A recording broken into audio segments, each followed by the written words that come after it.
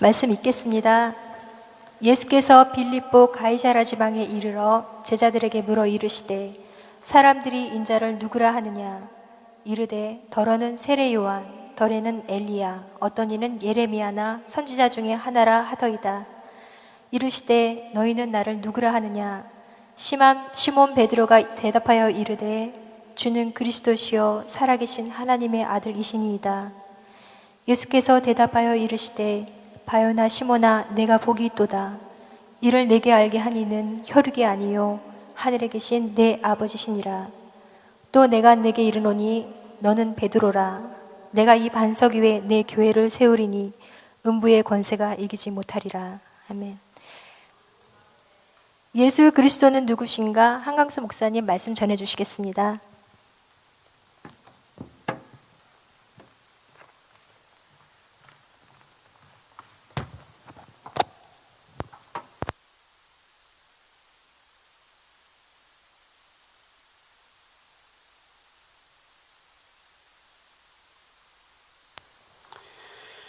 할렐루야. 울리지 않나요, 소리가? 너무 멋있는 소리가 나오는 것 같아서요. 자, 지난 시간까지 하나님에 대해서 우리가 함께 배웠습니다. 오늘은 예수 그리스도는 과연 누구신가 하는 것에 대해서 배우도록 하겠습니다. 앞으로도, 지금까지도 그랬지만 앞으로 배울 것들이 사실은 너무나 당연해서 신앙생활 한 몇 년 하신 분들은 귀에 딱지가 앉을 정도로 많이 들었던 이야기들입니다. 너무 당연하고 또 너무 기본적인 것이라 뭐 이런 걸 다 배워야 하나, 내가 수준이 있는데 내가 이런 걸 꼭 이 귀한 시간에 앉아서 듣고 있어야 되는가 하는 생각이 들지도 모르겠습니다. 하지만 가장 중요한 게 뭐냐면 기본기라고 저는 생각합니다. 혹시 이 중에 검도를 배워보신 분들 계세요? 한번 손 들어보세요. 검도를 좀 왕년에 칼 좀 만졌다. 다행히 한 분도 안 계시는군요. 혹시 검도를 배워보신 분들은 깜짝 놀라게 됩니다. 소리를 시끄럽게 질러서 깜짝 놀라는 게 아니고요, 뭔가 가면은 집단이라도 하다못해 좀 잘라보고 굉장히 멋있는 기술을 배울 거라고 기대하고 가는데, 가면 하루 종일 똑같은 거밖에 안 시켜요. 칼을 위에서 아래로 이렇게 내려치는 거예요. 내려치는 거를 한두 번 시키는 게 아니라 가면 하루 종일 그것만 하는 겁니다. 몇 달에 그것만 시켜요. 하루에 몇백 번, 많게는 1000번까지도 내려치기를 하는 겁니다. 내가 이거 배우려고 이 짓을 하나, 내 돈을 얼마나 들였는데, 이런 생각이 드는 거죠. 하지만 매일 똑같은 자세로 똑같은 칼을 한결같이 내려치다 보면 자기도 모르는 사이에 이 칼 끝에 힘이 실리는 거예요. 그래서 이 칼 한 자루가 마치 내 손을 움직이는 것처럼 자유자재로 움직일 수 있게 되고, 그래서 검도의 고단자들은 이 칼 끝이 살아있다 그래요. 그 끝에 이 사람의 힘이 실리는 거죠. 우리가 오늘 배울 주제, 이 예수님에 대한 이야기도 마찬가지라고 저는 생각을 합니다. 정말 기본적인 거죠. 우리가 신앙생활 한다라는 말은 예수 믿는다라고 이야기하지 않습니까? 예수를 믿는다라는 건 예수님을 알기 때문에 믿지 않습니까? 그런데 내가 알고 있는 예수님이 과연 어떤 분인가 다시 한번 확인하고 그것을 정리하고 내 머릿속에 각인시키는 작업들이 필요한 겁니다. 그것을 우리는 신앙의 기본기를 다지는 것이다 라고 생각합니다. 성도들이 때때로 이단인들이나 사이비에 미혹되고 흔들리거나 실족하는 일들을 보게 됩니다. 왜 그럴까요? 신앙의 기본기들이 제대로 되어 있지 않기 때문입니다. 그 중에서도 특별히 하나님, 예수님, 성령님, 이 삼위일체 하나님에 대한 확고한 믿음이 없으면, 정확한 이해가 없으면 흔들리게 되는 거예요. 대충 두루뭉실하게 그냥 그런 거 있다고 그러더라, 다 맞는가 보더라 라고 안다고 치고 넘어갔을 때 정확한 근거를 들이대는 것처럼 여러 가지 성경 구절을 하나씩 들이대면서 자신에게 도전해오는 그 이단의 논리에 맞설 힘이 없게 되는 거죠. 그래서 신앙생활을 몇 년 혹은 몇십 년 한 사람들도 너무나도 어이없게 이단에 빠지게 되는 일들을 보게 됩니다. 어설픈 지식으로 맞서다가는 오히려 당하는 거예요. 나의 작은 논리가, 내가 가지고 있던 논리가 한번 무너지기 시작하면 사람은 끊임없이 자기를 합리화시키려는 경향이 있습니다. 그래서 내가 틀렸다는 걸 인정하기 싫기 때문에 내가 이게 좀 이상하다고 생각하면서도 계속해서 그곳에 발을 딛고 그곳을 지지하고 그쪽에서 발을 빼지 못하게 되는 일들을 보게 되는 겁니다. 자, 그렇다면 본론으로 들어가서 우리가 믿고 있는 예수님이 과연 누구신가를 알아야 한다는 겁니다. 우리가 믿고 있는 예수님을 제대로 알지도 못하면서 그냥 예수 믿는다고, 신앙생활 하겠다고 이야기하는 것 자체가 이게 맹목도 그런 맹목이 없는 겁니다. 우리가 뭘 믿는지는 정확하게 알고 있어야겠습니다. 오늘 우리가 읽은 본문 말씀에서 예수님께서는 우리에게 이렇게 묻습니다. 너희는 나를 누구라고 하느냐? 단지 그 12명의 제자들에게만 물으시는 것이 아니라 오늘날 우리에게도 동일한 목소리로 물으십니다. 너희는 나를 누구라고 하느냐? 많은 사람들이 예수님을 이상적인 인간이라고 이해하고 있습니다. 우리들은 그렇게 이해하지 않겠지만 물론 사람들이 예수님에 대해서 믿지 않는 사람들이 내가 예수님은 믿지 않지만 그분은 훌륭한 사람이었다, 가장 이상적인 인간이었다, 아주 도덕적으로 완벽한 인간이었다라고 이해합니다. 또 어떤 사람은 예수님을 고행자라고 이해하고 있습니다. 가난을 알고 고통을 알고 그렇게 험난하게 인생을 사셨던 분이다. 또 어떤 사람들은 예수님을 혁명가, 사회를 변혁시키려고 하는 사회개혁가라고 이해하고 있습니다. 또 어떤 이는 예수님은 해방자, 민중의 친구라고 이해하는 사람들도 있습니다. 과연 예수님은 우리에게 어떤 분입니까?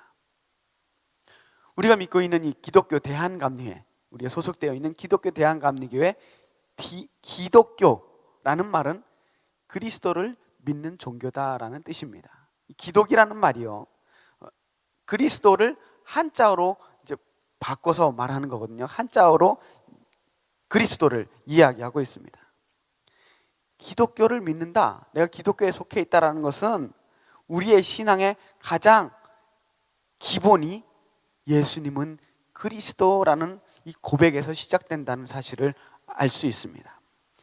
우리 성경 전체를 단 두 마디로 요약한다면 예수 그리스도라고 우리는 요약할 수가 있습니다.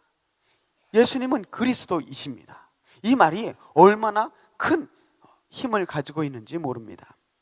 이 그리스도에 대해서 정확한 이해가 없거나 그리스도와 우리와의 관계를 올바르게 이해하지 못한다면 우리는 진정한 그리스도인이 되기 어려울 것입니다. 자, 다시 한번 계속해서 우리의 마음속에 질문을 던져봅시다. 예수님은 나에게 어떤 의미가 있는 분인가? 주님은 나에게 과연 누구십니까? 이 질문을 우리 자신에게 한번 던져볼 필요가 있습니다. 많은 사람들이 교회를 다니고는 있는데 내가 만난 예수님은 과연 어떠한 예수님인가? 나는 예수님을 향해서 어떻게 고백하고 있는가? 예수님이 과연 어떤 분이십니까? 라는 이 질문에 대해서 신학에서는 이 질문을 기독론이라고 이야기하고 있습니다. 그 기독론의 가장 핵심적인 정의는 뭐냐면 예수님은 하나님이시면서 동시에 사람이시다라는 사실입니다. 그러니까 예수님에 대해서 생각할 때 가장 중요한 문제는 예수님의 신성에 대한 문제입니다. 이 문제를 짚고 넘어가야 신앙의 다음 단계로 넘어갈 수가 있습니다. 예수님이 과연 우리와 똑같은 사람에만 불과하다면 2000년 전에 잠시 살았다가 훌륭한 인생을 살고 십자가에 못 박혀 죽은 멋진 한 사람 예수님이라고 한다면 우리에게는 큰 의미가 없을지 모릅니다. 2000년 동안 혹은 인류의 역사상 수없이 많은 사람들이 멋진 인생을 살다 갔는데 그들의 인생 하나하나가 우리에게 어떤 의미를 주진 않습니다. 어떤 사람 그렇게 이야기합니다. 나는 하나님은 잘 안 믿어지는데 예수님은 믿어지는 것 같아. 왜요? 하나님은 내가 안 보이는데 예수님은 분명히 역사적으로 존재한 근거들이 있고, 그래서 증거가 있고, 예수님은 확실히 이 살다간 흔적들을 보니까 멋진 사람인 것 같다. 그래서 하나님은 믿을 수 없지만 예수님은 믿을 수 있을 거라고 이야기합니다. 물론 일면 맞는 이야기도 되지만 예수님의 신성에 대해서 믿지 못한다면 그 사람의 믿음은 반쪽짜리 믿음인 것입니다. 수없이 많은 사람들이 예수님을 존경의 대상으로는 생각하고 있지만 신앙의 대상으로는 생각하지 못하는 그러한 사람들이 있습니다. 예수님께서 성인의 반열에는 올라가실지 모르지만 그러나 하나님의 아들은 아니다 라고 생각하는 거죠. 요한일서 5장 20절 말씀, 요한일서 5장 20절 말씀 한번 읽겠습니다. 안 나오나요? 제가 읽겠습니다. 또 아는 것은 하나님의 아들이 이르러 우리에게 지각을 주사 우리로 참된 자를 알게 하신 것과 또한 우리가 참된 자 곧 그의 아들 예수 그리스도 안에 있는 것이니 그는 참 하나님이요 영생이시라. 아멘. 하나님은 참 하나님이시라는 거예요. 그런데 예수님도 참 하나님이시다. 전능하신 하나님, 영전하시는 아버지, 평화의 왕이라고 부르셨던 그 분이 누구냐면 예수님이라는 사실이에요. 이스라엘 사람들은 사실 굉장한 유일신을 믿는 민족이에요.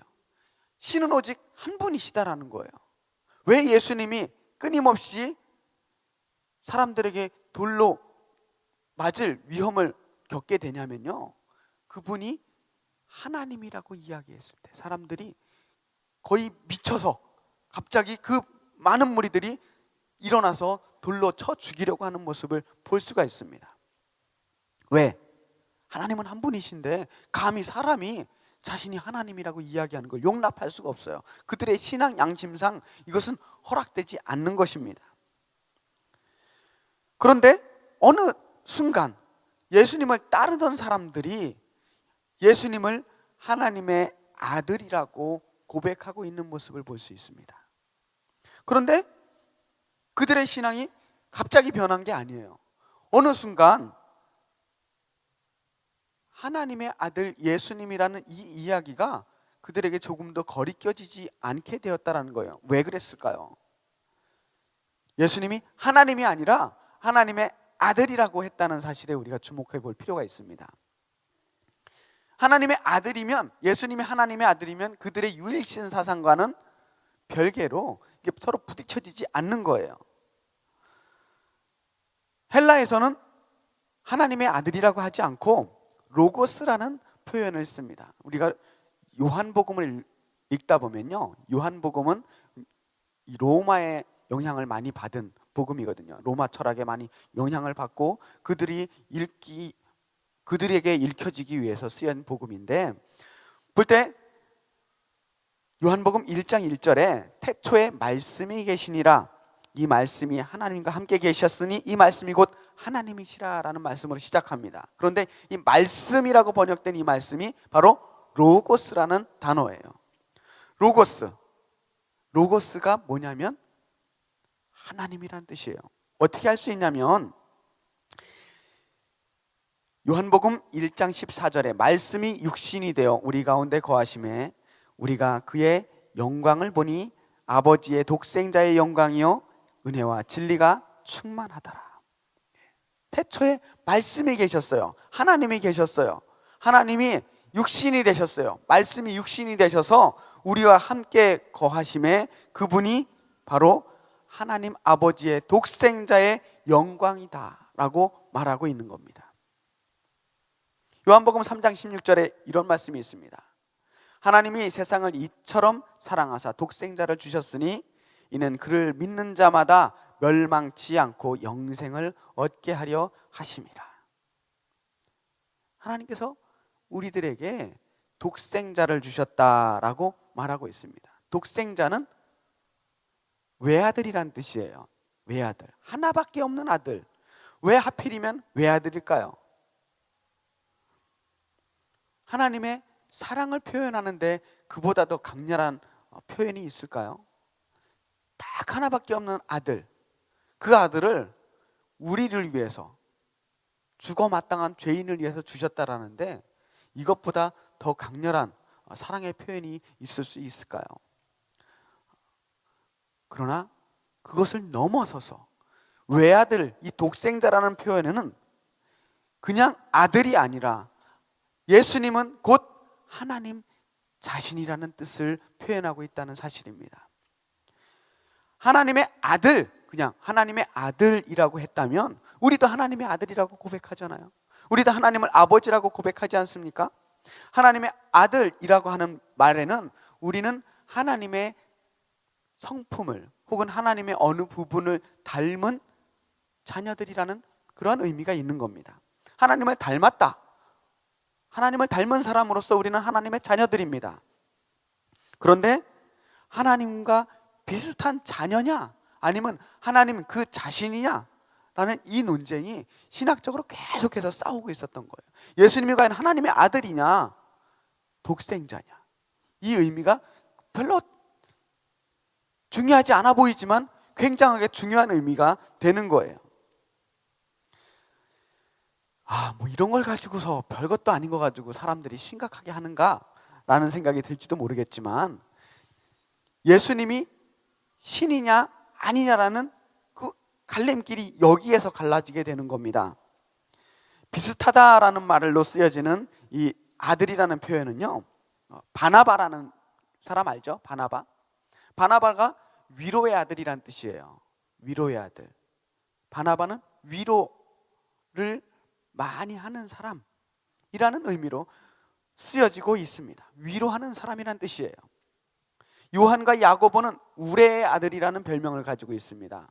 우레의 아들이라는 표현은 그들의 품성이 과격하고 우레와 같이 아주 불같은 성격을 가지고 있다고 해서 그렇게 표현하는 것입니다. 팔복을 표현할 때 화평하게 하는 자는 복이 있나니 그들이 하나님의 아들이라 일컬음을 받게 될 것이다 라고 말씀하고 있습니다. 여기서도 하나님의 아들이라는 것이 정말 하나님의 친아들이 그냥 예수님처럼 된다라는 표현이 아니라 하나님을 닮은 하나님의 그 성품, 화평케 하는 성품을 닮은 하나님의 아들이 된다라는 의미입니다. 그런데 이 외아들이라는 표현은요, 단순히 여러 아들 중에 한 아들이 아니라 하나님과 똑같은 그러한 하나님 그 자신이라는 의미를 가지고 있다는 뜻이라는 겁니다. 하나님을 대표하는 아들, 하나님을 상징하는 아들, 이 아들은 하나님을 나타내는 아들이에요. 숫자적인 개념이 아니라는 겁니다. 단순히 딱 하나 있는 아들, 외아들로만 끝나는 것이 아니라 하나님을 표현하는 아들이라는 거예요. 그래서 우리는 하나님을 믿는다고도 하고 예수님을 믿는다고도 말하는 겁니다. 우린 전능하신 하나님을 믿는다고 고백하잖아요. 그와 동시에 우리 예수님 믿는다고도 말합니다. 우리가 하나님 따로 믿고 예수님 따로 믿어서 또 나중에 배울 성령님까지 합하면 이 세 명, 우리 삼신을 믿는 거예요. 우리 삼신당을 지어놓고 이렇게 하나님, 예수님, 성령님 이렇게 믿는 거라고 생각하면 안 된다는 거예요. 어떻게 하나님이 예수님이 되고 예수님이 성령님이 되고 성령님이 하나님이 될 수 있을 것인가? 이것에 대한 논쟁이 바로 삼위일체 논쟁입니다. 제가 지난번에 올 초였나요? 삼위일체에 대해서 제가 설교를 한 적이 있었는데, 또 앞으로 이 믿음의 길을 하다 보면 삼위일체에 대한 이야기가 또 나오기 때문에 반복해서 이야기하지는 않겠습니다. 어쨌든 하나님과 예수님이 동등한 존재라는 사실입니다. 두 가지 신을 믿는 게 아니라는 거예요. 하나님이 저 위에 계시고 하나님 아버지니까 그보다 조금 못하신 분이 하나님 아들이고 예수님, 그래서 별개의 존재이기 때문에 우리는 사실은 둘, 셋의 신을 믿는 것이다라는 신앙을 가진 사람들이 실제로 기독교 역사상 있었습니다. 그러다 보니까 유일신 사상이 깨지는 거예요. 그래서 또 생겨나는 것이 뭐냐면 예수님은 하나님의 아들이 아니라 양자였다. 진짜 하나님, 진짜 신이 아니라 하나님이 예수를 이렇게 보니까 너무 훌륭해, 너무 훌륭한 신앙을 가지고 너무 멋있게 살아서 내가 아들을 삼았다라는 그러한 양자설이 등장하게 되는 겁니다. 그러나 성경 말씀은 이렇게 전하고 있습니다. 요한복음 1장 다시 한번 읽어볼게요. 1장 1절부터 3절 말씀. 자, 시작. 태초에 말씀이 계시니라. 이 말씀이 하나님과 함께 계셨으니 이 말씀은 곧 하나님이시니라. 그가 태초에 하나님과 함께 계셨고 만물이 그로 말미암아 지은 바 되었으니 지은 것이 하나도 그가 없이는 된 것이 없느니라. 아멘. 예수님은 하나님께서 태초에 천지를 창조하실 때부터 그와 함께 그분의 속성 안에 계셨던 분이고 그때부터 지금까지 항상 함께 존재하시는 예수님 이꼬르 하나님이시라는 거예요. 그러나 예수님의 하는 역할이 다르고 하나님의 하는 역할이 달라요. 한 하나님이시지만 위치가 다를 때 우리는 예수님 하나님으로 따로 부르기는 하지만 실제로는 한 하나님이시라는 거예요. 하나님의 아들은 노력해서 얻을 수 있는 것이 아닙니다. 어느 정도 요건이 다 충족되면 하나님의 아들로 승급되는 그러한 개념이 아니고 원래부터 아들은 하나님의 아들로 태어나야 그래야 아들인 겁니다. 우리가 부모님의 아들이 되기 위해서 특별한 과정을 걸친 적이 없습니다. 그냥 살다 보니까 그분이 우리 아버지라고 하니까 아버지인 줄 아는 거예요. 예수님도 마찬가지입니다. 어느 날 갑자기 무슨 테스트를 거쳐서 십자가 이 모든 고난을 이겨냈기 때문에 지금부터 하나님의 아들이다 라고 인정받은 게 아니라는 사실입니다. 어떤 분들은 신학자 중에 예수님이 세례를 받는 순간 저 하늘에서 비둘기 같은 성령이 내려와서 이제 예수는 하나님의 아들이라고 이야기했다라는 거예요. 그때부터 하나님의 아들이 된 거지 그 전까지는 하나님의 아들이 아니었다라고 말하는 거예요. 혹은 예수님이 십자가에 달려 돌아가시는 그 순간에 저분은 참 하나님이요 참 사람이었다라고 하는 그 순간에 하나님의 아들이 되셨다라고 이야기하지만 그것도 아니라는 겁니다. 예수님이 하나님의 외아들 되신 것은 이미 천지 창조 때부터 이루어진 일이고 예수님은 하나님이시지만 하나님이 사람으로 태어나신 거라고 볼 수 있습니다. 예수님께서는 자신을 스스로 일컬어서 인자라고 말하고 있습니다. 인자, 사람 인자의 아들 자자예요. Son of Man, 사람의 아들입니다. 마태복음 24장 30절 말씀, 마태복음 24장 30절 말씀을 읽겠습니다. 그때 인자의 징조가 하늘에서 보이겠고 그때 땅의 모든 족속들이 통곡하며 그들이 인자가 구름을 타고 능력과 큰 영광으로 오는 것을 보리라. 아멘. 인자의 징조가 하늘에서, 그리고 인자가 구름을 타고, 인자라고 하니까는 우리가 어감이 잘 와닿지 않는데 사람의 아들이라는 거예요. 다시 말해서 사람의 아들로 태어났으면 뭐예요? 사람이에요. 자신의 인성에 대해서 강조하고 있는 겁니다. 사람의 아들은 물론 사람이 가지고 있는 모든 속성을 다 가지고 있습니다.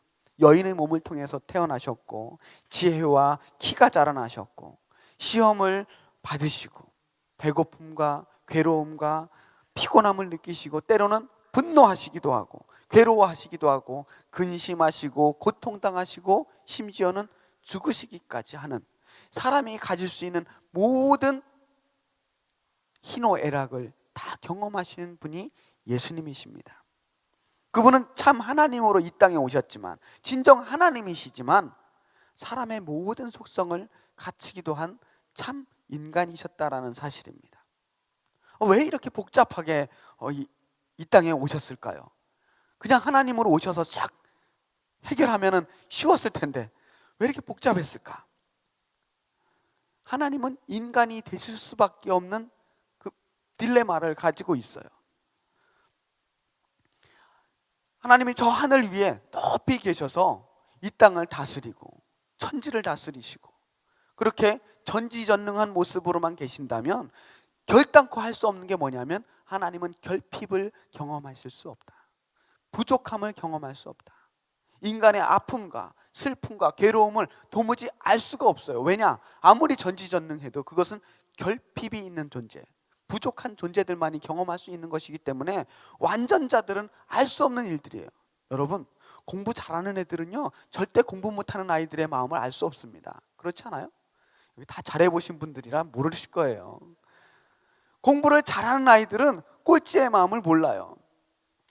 마찬가지로 하나님께서 인간의 마음을 알기 위해서 친히 인간의 몸을 입지 않고서는 도무지 인간의 그 죄와 고통과 고난의 현장을 알 수 없기 때문에 우리 가운데 친히 임하신 겁니다. 어떤 이단들은 이렇게 이야기를 했어요. 하나님이 이 땅에 사람으로 오시기는 하셨지만 우리가 보기엔 사람이지만 이렇게 껍데기도 사람이고 만져지고 다 사람처럼 보이지만 실제로는 이게 가짜 몸을 입고 오셨다. 그걸 가현설이라고 이야기합니다. 가짜 몸을 입고 오셨기 때문에 하나님은 사람처럼 보이지만 진짜 사람은 아니다. 그래서 십자가에서 달려 돌아가실 때도 아프지는 않으셨을 것이다. 그가 당한 고통은 액션이다. 한마디로 말해서 하나님은 고통을 당할 수 없는 존재이기 때문에, 완벽한 신이기 때문에, 도무지 인간의 고통을 느낄 수 없는 존재이기 때문에 그분이 당한 십자가의 고난은 거짓이다라고 이야기하는 사람들이 있었습니다. 그러나 그러려면 하나님이 이 땅에 사람의 몸을 입고 오실 이유가 없었죠. 만약 하나님이 오직 신적인 그러한 조건들만 가지고 이 땅에 오셨다면 십자가의 고난도 거짓이고 그분의 죽음도 거짓이고 따라서 부활도 거짓이고 우리의 모든, 우리가 믿고 있는 이 모든 것들이 다 거짓인 거예요.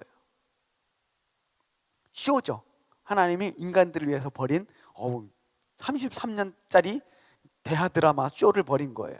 그러나 하나님은 그런 분이 아니시지 않겠습니까? 하나님은 진심으로 인간을 사랑하셔서 사람의 고통과 슬픔에 직접 공감하시고 사람들이 당하는 그 모든 아픔을 겪으시고 죽음까지 경험하심으로써 사람을 그 죄에서, 죽음에서 구원하시기를 원하셨기 때문에 사람으로 오신 것입니다. 이것이 하나님의 사람으로 오신 이유예요. 한계 상황, 무능력한 인간의 이 한계 상황을 직접 경험하려면 이 방법밖에는 없었던 것입니다. 누가복음 1장 31절 또 35절 말씀을 제가 읽겠습니다. 보라, 네가 잉태하여 아들을 낳으리니 그 이름을 예수라 하라. 천사가 대답하여 이르되 성령이 내게 임하시고 지극히 높으신 이의 능력이 너를 덮으시리니 이러므로 나실 바 거룩한 이는 하나님의 아들이라 일컬어지리라. 아멘. 우리 다음부터는 우리 성경 공부할 때는 불을 좀 켜줬으면 좋겠어요. 성경을 찾을 수가 없어요, 꼼꼼해서. 그쵸? 예, 제 얼굴이 돋보이는 것도 좋지만 성경이 좀 보였으면 좋겠습니다. 자, 예수님께서 여인의 몸을 빌어서 이 땅에 오시기는 하셨지만 그렇다면 그냥 사람에 불과했을 거예요. 그냥 사람이면, 그냥 무기력한 존재, 사람이었다면, 사람으로만 끝냈다면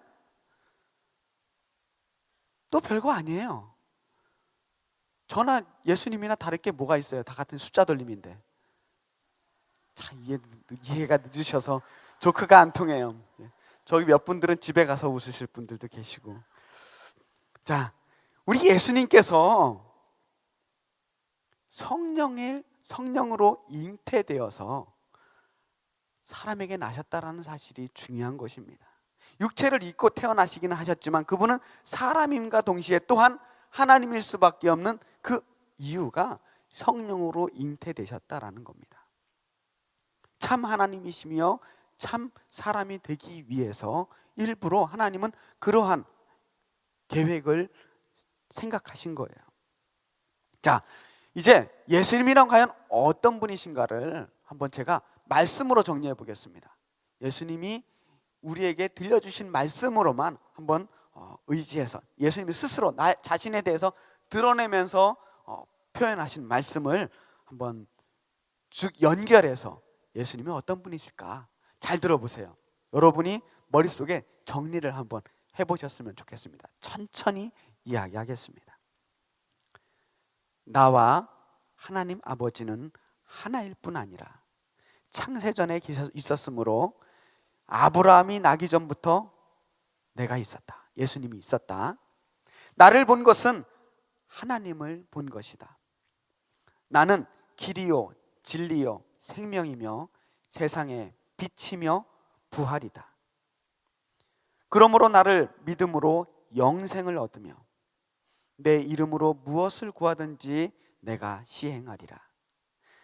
나는 선한 목자요 너희는 양이며 나는 포도나무요 너희는 가지이고 나는 생명의 산 떡이다.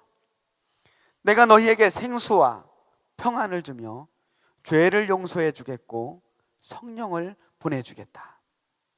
내가 죽지만 3일 만에 다시 살아날 것이고 하늘에 올랐다가 다시 이 세상에 올 것이고 세상 끝날에 사람들을 다시 심판할 것이다. 하늘과 땅은 없어져도 내 말은 없어지지 않는다. 나를 따르라. 내게 배우라. 내게로 오라. 모든 것을 버리고 나를 따르라 라고 예수님께서 자신에 대해서 말씀하셨습니다. 예수님은 우리에게 그리스도라고 제가 첫 시작할 때 말씀드렸습니다. 그리스도라는 말은 구세주라는 뜻입니다. 세상을 구원하실 주님, 구세주예요. 히브리어로는 메시아라고 말하고 있습니다. 그리스도, 구세주, 메시아 전부 같은 말입니다.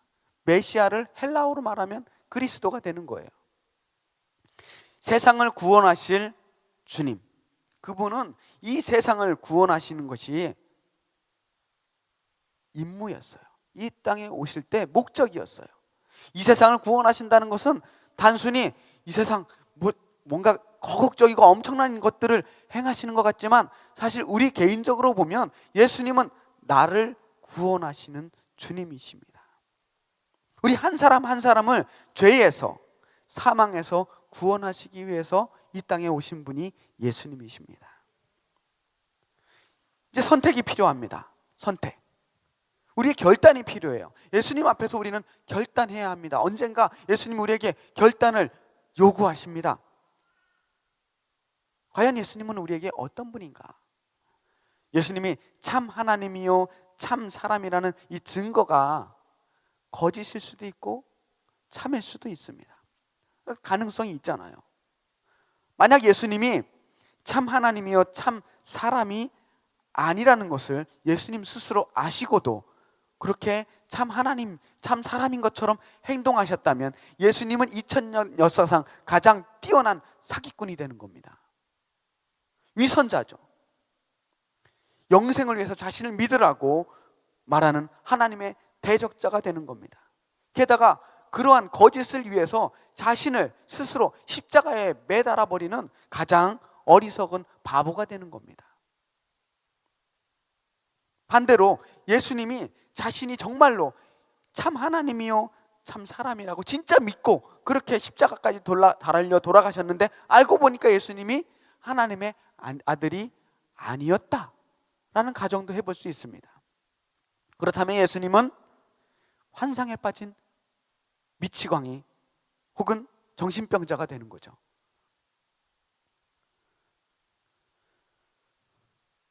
마지막으로 예수님이 정말로 참 하나님, 참 사람이시고 우리를 구원하시기 위한 그리스도, 구세주가 되신다면 그분이야말로 우리를 위한 하나밖에 없는 주님이 되시는 겁니다. 여러분은 어떤 것을 선택하시겠습니까? 1번 사기꾼, 2번 정신병자, 3번 참 사람 참 하나님. 몇 번요? 아직도 잘 모르셔가지고 지금 몇 번 찍어야 되는지 헤매시는 분들 계시면 곤란합니다. 과연 주님은 그리스도시요 살아계신 하나님이라고 여러분 고백할 수 있겠습니까? 아멘. 베드로가 그렇게 고백했습니다. 주님은 그리스도시요 살아계신 하나님의 아들입니다. 우리는 어떻게 고백하시겠습니까? 자, 베드로는 이렇게 고백했어요. 그런데 정말 중요한 건요, 나는 예수님을 어떻게 고백하느냐 하는 것입니다. 많은 사람들이 예수님을 믿으면서 남들이 고백한 예수님, 남들이 만난 예수님, 아무개가 들려줬던 예수님만 기억하지 정작 자신이 만난 예수님을 고백하지 못하는 일들이 있어요. 내가 만난 예수님이 필요합니다. 예수님을 만나야 고백하죠. 예수님을 멀찌감치서 소문으로만 듣고서는 도저히 이 고백이 나오질 않습니다. 저기서 그런 일이 있었대더라, 아무개는 그렇게 만났대더라 가지고 주는 그리스도시요 살아계신 하나님의 아들이라고 말할 수 없게 되는 겁니다. 그분을 내가 만나는 그러한 체험이 필요합니다. 그것을 우리는 인격적인 만남, 인격적인 체험이라고 이야기합니다. 예수님을 마치 내 앞에서 뵙는 것처럼 사람 대 사람으로 맨투맨으로 딱 만나서 주님이 과연 살아계신 하나님의 아들이셨군요. 주님은 나를 죽음에서 구원하신 그리스도이십니다. 나를 구원하신 분입니다라고 고백할 수 있는 그 사건이 있어야 되는 거예요. 그 만남이 있을 때 그때에 비로소 우리의 고백이 진짜 고백이 되는 겁니다. 예수 그리스도를 만나시길 바랍니다. 머리로 아는 것으로 여러분이 뭔가 신앙에 발전이 있을 거라고 생각하지 마십시오. 아는 사람들은 많지만 만나는 사람들은 적습니다. 예수 그리스도를 만나서 예수님이 과연 나를 죄에서 죽음에서 구원하시고 우리의 삶에서 진짜 살아가는 의미가 무엇인지, 진짜 행복이 무엇인지를 알려주시고 우리의 살아갈 힘을 주시고 믿음과 소망과 사랑을 알게 하시는 분이 하나님이시며 또한 예수님이심을 경험하시기를 바랍니다. 그래서 날마다 나에게 주시는 새로운 하나님의 은혜와 축복을 경험하시는 우리 효성중앙교회 성도 여러분이 되시기를 주님의 이름으로 축원합니다. 기도하겠습니다. 사랑의 아버지 하나님, 참으로 죽을 수밖에 없는 우리 죄인들을 위해서 하나밖에 없는 독생자 예수 하나님 자신이 이 땅에 사람으로 오셔서 우리를 위해 죽기까지 고난당하신 그 놀라운 사랑을 감사드립니다. 하나님, 그 예수 그리스도를 우리가 만나기 원합니다. 우리의 삶에서 예수 그리스도를 만나서 그분이 나의 구세주가 되시는 놀라운 경험을 하게 하여 주시옵소서. 듣기만 하며 배우기만 하는 신앙이 아니라 만나는 신앙이 되게 하여 주시옵소서. 오늘도 우리에게 참 하나님이시요 참 사람이 되시는 예수 그리스도의 이름으로 간절히 기도했습니다. 아멘.